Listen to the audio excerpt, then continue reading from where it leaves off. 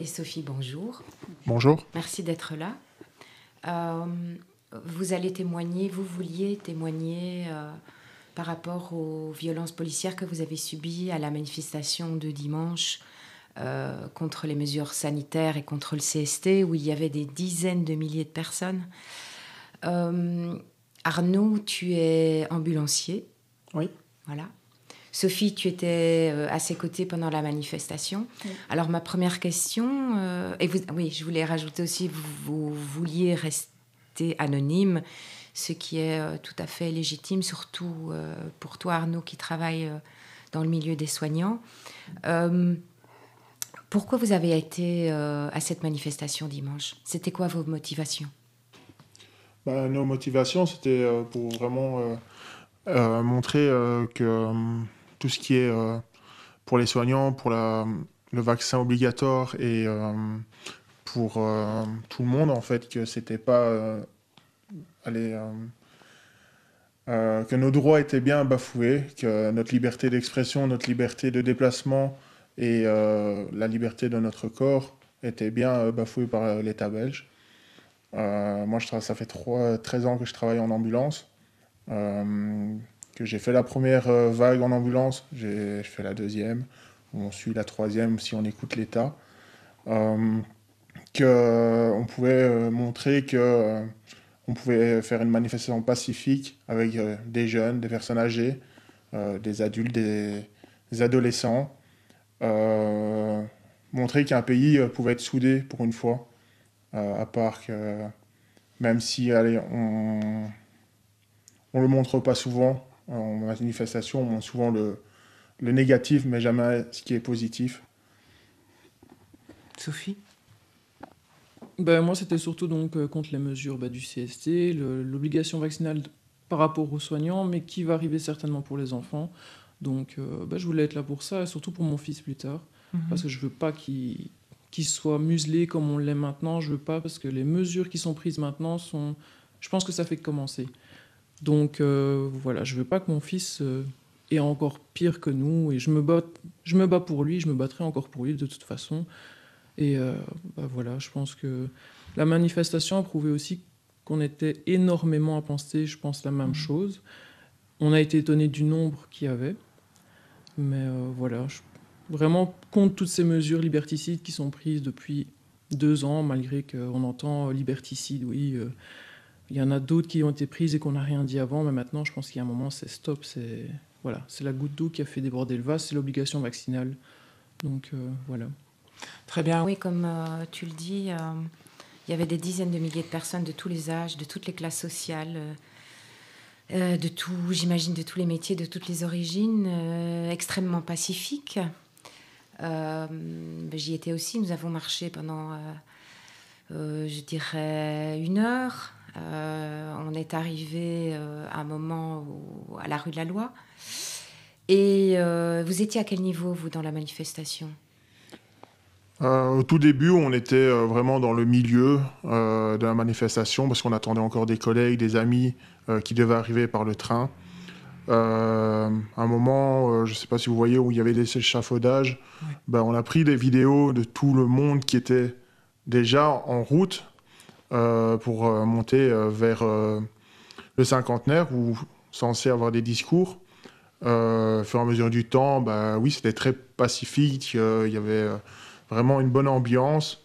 Oui, il y a eu des pétards, des fumigènes, mais comme à toute manifestation, on va dire. C'est vrai que la police était présente à la gare à notre arrivée et nous a poussé à démarrer le cortège plus tôt que prévu, car je pense qu'ils voyaient qu'il y avait trop de monde et donc ils ont vraiment poussé. Donc quand on écoute la police, on nous dit clairement qu'on est parti avant l'heure prévue et tout. Oui, parce que la police nous poussait à l'arrière, qu'on devait avancer. Donc on est arrivé à peu près à l'hôpital Saint-Jean, donc à Rogier. Il y avait aux fenêtres des patients, des personnes soignantes qui applaudissaient. On voyait qu'il y avait un étage Covid où les patients étaient à la fenêtre.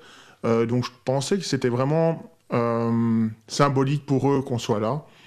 Quand on écoute la police, en gros, on leur a fait un mouvement de foule qu'ils auraient dû nous calmer et nous charger à Rogier. À Rogier. À Déjà. Rogier. D'accord. Pour moi, quand je vois les vidéos ou les vidéos que j'ai tournées par rapport à ma webcam que j'avais embarquée sur moi, c'est vraiment bon enfant. On arrive encore même à peu près des tunnels. Il y avait Saint-Nicolas qui était là. On a fait des photos avec. C'était vraiment bon enfant jusqu'au bout. Il y a juste un moment, on n'a pas compris comment ça se fait qu'il y avait des voitures civiles sur des routes qui étaient fermées, qui étaient censées fermer. On est arrivé dans le tunnel. On est tombé nez à nez avec au moins une vingtaine de voitures, en sachant que Rogier était fermé. Donc déjà, les automobilistes n'étaient pas contents qu'on les bloque. Mais, entre guillemets, il y a encore 3000 personnes derrière nous, donc on ne pouvait pas leur dire avancez. Donc, nous, on a continué à avancer. On est arrivé à rue de la Loi, même pas, à Madou, juste avant la rue de la Loi, et on est tombé nez à nez avec une colonne de CRS qui nous ont dit on passe pas. Mais notre itinéraire, c'était rue de la Loi, on redescendait vers le cinquantenaire. Et qu'est-ce qui s'est passé à ce moment-là? Donc, à ce moment-là, il y avait une colonne de CRS et on a essayé de parler avec eux. Mais dans leur visage, ils ne nous regardaient pas, ils étaient toujours les yeux baissés à terre. Et dès qu'on insistait un peu à parler avec eux, les officiers derrière nous gazaient. On a pris plusieurs jets de gaz dans les yeux. Donc, à ce moment-là, les gens... Sans que vous ayez manifesté aucune violence. Aucune violence, on était vraiment pacifiques. Il y avait des enfants à côté de nous qui se sont fait gazer par les CRS. Des enfants? Des enfants, oui. Il y avait des enfants, des grands-parents, des médecins. C'était vraiment les premiers jets. On les a pris, on n'a pas compris pourquoi on était bloqué avant rue de la Loi, vu que le passage était obligatoire par là.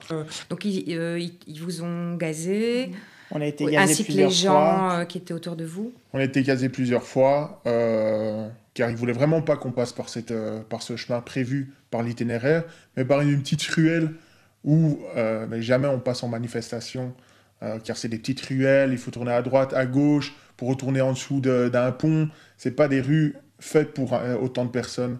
Et donc ils nous ont vraiment poussé dans ces rues-là. Le lassage. Le lassage.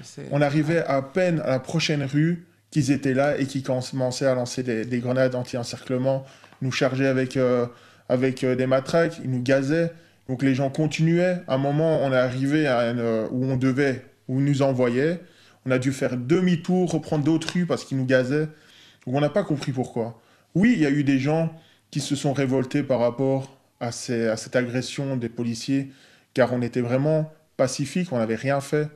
On sait très bien qu'en manifestation, après 45 minutes de marche, maximum 1 heure de marche, ça déborde pas. Donc oui, il y a des gens qui se sont réveillés en disant maintenant c'est fini, on y va. Mais en attendant, ces gens-là ont aidé à ramasser les personnes, les enfants, les mettre derrière dans le cortège. Et bien sûr qu'ils ont avancé. Car à la base, il y avait juste 8 CRS, il n'y avait pas de grillage, il n'y avait rien.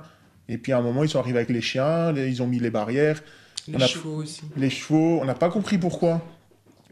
Ils veulent pas qu'on passe rue de la Loi. On a bien compris que vous ne voulez pas passer rue de la Loi. Mais pourquoi dans les petites rues parallèles, continuer à nous gazer en sachant qu'il y a de nouveau des enfants, des personnes âgées. J'ai vu une personne âgée avec un kimono blanc, il avait 80 ans avec sa femme, qui voulait aller absolument au cinquantenaire. Oui, vous avez été matraqué aussi, c'est ça que vous m'avez dit? On a été beaucoup gazés, matraqués.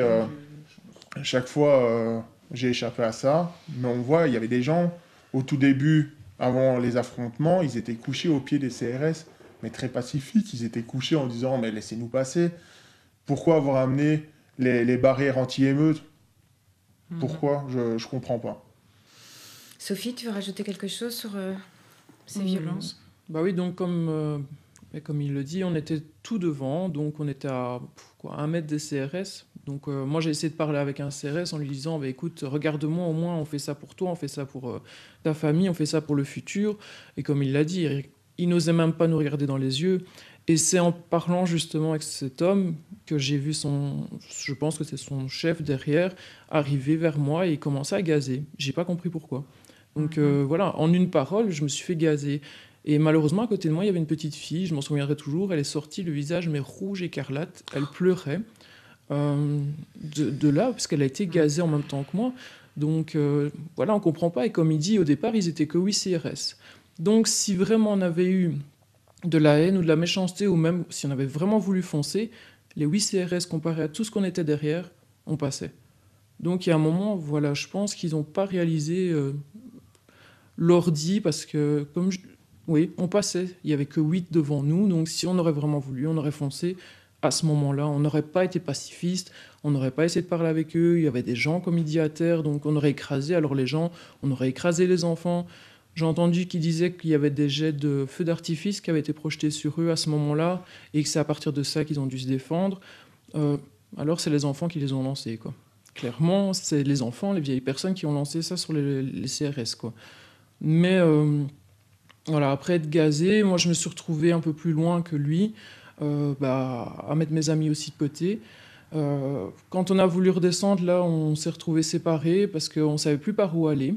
Donc on descendait la rue, qu'on aille à gauche, qu'on aille à droite, c'était pareil. Grenade anti-encerclement, gazeuse, ils descendaient, ils chargeaient. Donc on était pris au piège comme des rats. Donc je peux comprendre maintenant la réaction de certaines personnes parce que pris au piège comme des rats et avoir autant d'enfants, autant de gens qui ont peur, il y en a qui réagissent différemment. Franchement, je remercie les gens qui ont réagi comme ça parce qu'ils nous ont vraiment mis de côté, ils ont vraiment mis les enfants de côté, ils ont vraiment essayé de... Pour moi, c'est défendre. Pour moi, c'était défendre leur liberté aussi. Ils étaient totalement pacifistes au départ et pour moi, ça a été... La police a lancé l'étincelle dans le pétard, je pense. C'est vraiment ça que j'ai ressenti.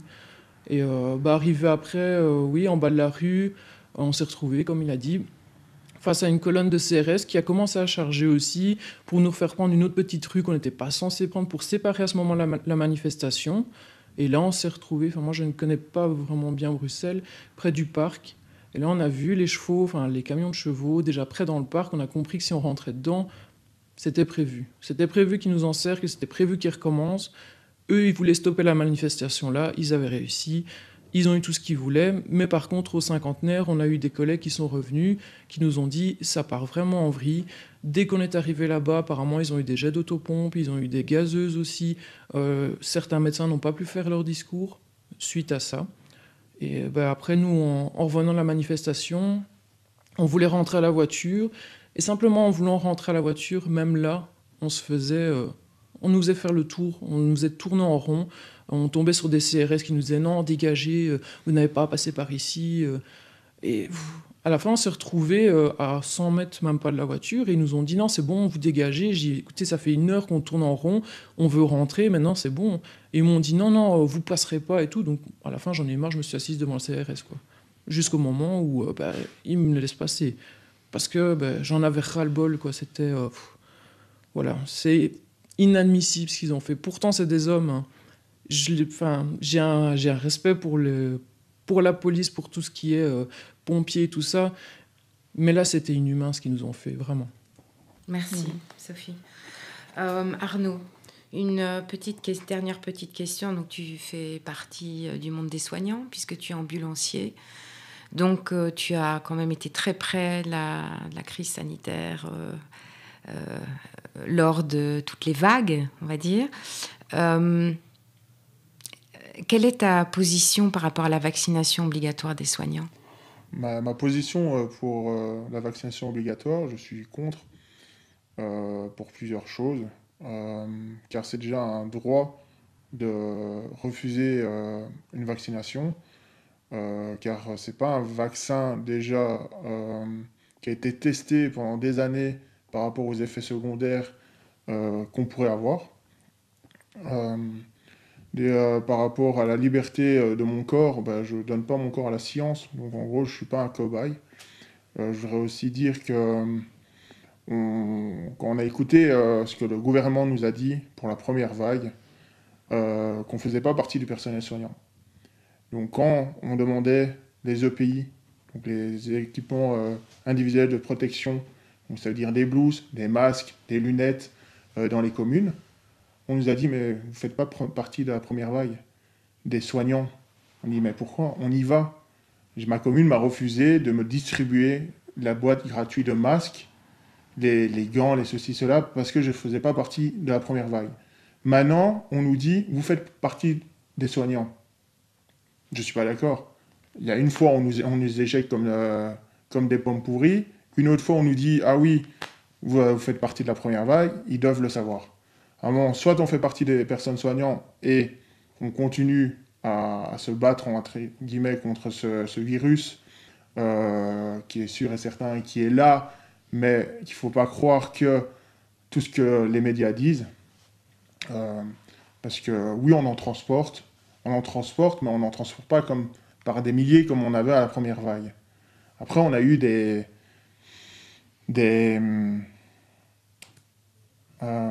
circulaires par notre gouvernement qu'on avait des choses à faire quand on avait des patients qui étaient malades dans la première vague.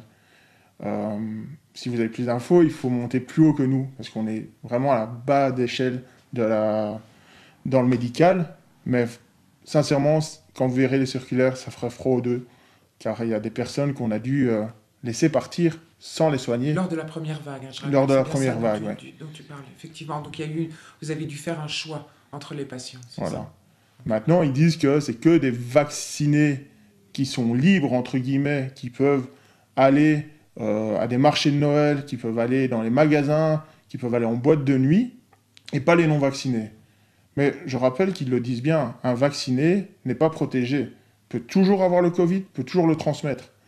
Donc, entre guillemets, pourquoi s'injecter un produit dans notre corps si ça ne nous protège pas? Ils disent pour les formes graves et tout. Ok, mais en attendant, combien de personnes qu'on amène aux urgences, on demande s'ils sont vaccinés ou pas? Pourquoi? Parce que s'ils sont vaccinés, on les soigne à tel endroit. S'ils ne sont pas vaccinés, on les laisse de côté. Non. Pour moi, avec ce vaccin, il y a des effets secondaires, qui est clairement là. Tu en as vu? J'en ai vu des effets secondaires sur des patients. Pourtant, ils étaient vaccinés, ils avaient leurs 2 doses, 3e dose. Mais pourtant, si l'État est sûr de son vaccin, pourquoi l'obliger? Pourquoi s'être retiré de tout effet grave? On ne peut même pas attaquer l'État ou ceux qui ont créé ces vaccins parce qu'ils n'ont pas confiance en leur vaccin alors. Pourquoi avoir 3 doses, 4 doses, 5 doses? Tous les 6 mois, il faut faire une dose. Donc si vous êtes sûr de votre vaccin, moi quand je le fais pas, mais si je devais faire le vaccin de la grippe, je le fais 1 fois par an. Je le fais pas 10 fois par an. Donc c'est qu'ils sont pas sûrs. Donc tant que c'est pas un vaccin qui est reconnu par l'État, qui se disent s'il y a des effets secondaires, on peut les attaquer, je le ferai pas. Merci. Dernière question, petite question. Donc en soins intensifs, j'imagine que tu amènes des patients dans les hôpitaux. Est-ce que tu as des informations concernant les soins intensifs au niveau des vaccinés et des non-vaccinés? Quand on écoute les médias, il n'y a que des non-vaccinés. C'est pas vrai. Il y a des vaccinés. Il y a des gens qui font des réactions. Il y a des gens qui font par rapport au vaccin, qui ont des pneumothorax, qui ont ceci. Des effets secondaires. Des effets secondaires, oui. Mais il faut voir avec les médecins qui donnent le vaccin et tout. Pour moi, il faudrait qu'ils prennent une prise de sang avant de faire le vaccin, après le vaccin et quelques semaines après, pour voir par rapport aux effets secondaires. Ils devraient remonter chaque effet secondaire que les patients citent à leur médecin traitant, ils devraient le remonter à l'État. Car si on écoute l'État, oui, vous avez un peu mal au bras, mais rien de grave. Non, il y a des patients qui ont des pneumothorax, qui ont des problèmes cardiaques, qui font des AVC, des thromboses. Non, c'est jamais à cause du vaccin.